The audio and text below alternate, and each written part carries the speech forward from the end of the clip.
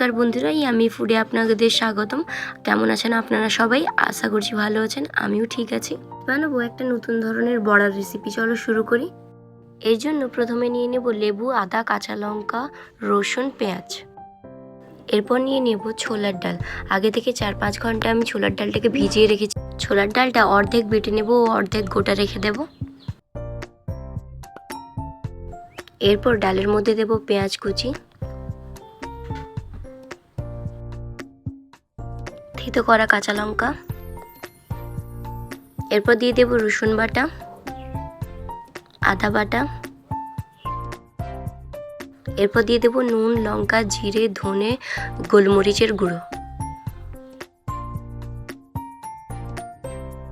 সব কিছু ভালোভাবে মাখিয়ে নেব।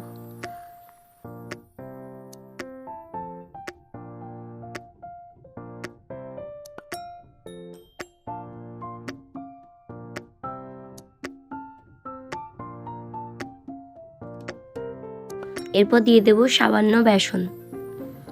আবারও সব কিছু ভালোভাবে মিশিয়ে নেব।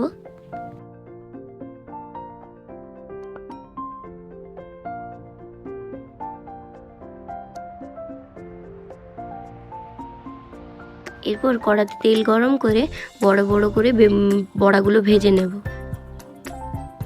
খুব হালকা করে ভাজতে হবে।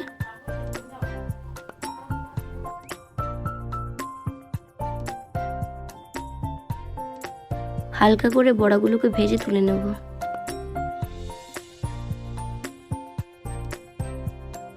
এরপর একটা তেলের প্যাকেটকে এভাবে করে কেটে নেব। একটা বড়া নেব, দিয়ে হাতের তালুর সাহায্যে এভাবে চেপে চেপে পাতলা করে নেব।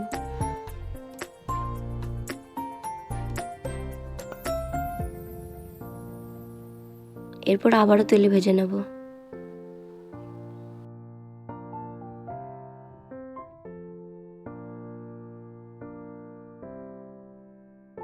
একদিক ভাজা হয়ে গেলে আরেক দিকে উল্টে দেব। এভাবে দুদিক উল্টে পাল্টে ভালো করে লাল করে ভেজে তুলে নেব। এরপর একটা টক ঝোল বানাবো। এর জন্য নেব শুকনো কলায় ভেজে রাখা লঙ্কাগুলোকে ভালোভাবে মুলে নেব। এরপর দিয়ে দেব তেঁতুল, এরপর দিয়ে দেব জল, দিয়ে ভালোভাবে তেঁতুলগুলোকে একটু মুলে নেব।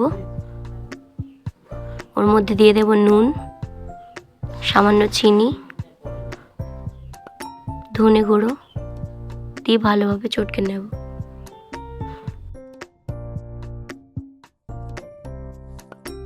এরপর টক জলটা রেডি।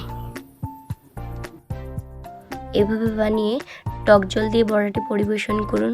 অপরূপ সুন্দর স্বাদের খেতে লাগে।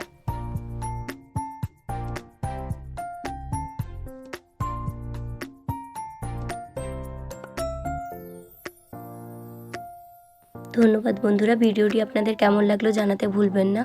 ভিডিওটি ভালো লাগলে একটি লাইক করবেন, কমেন্ট করবেন, শেয়ার করবেন এবং সাবস্ক্রাইব করতে ভুলবেন না।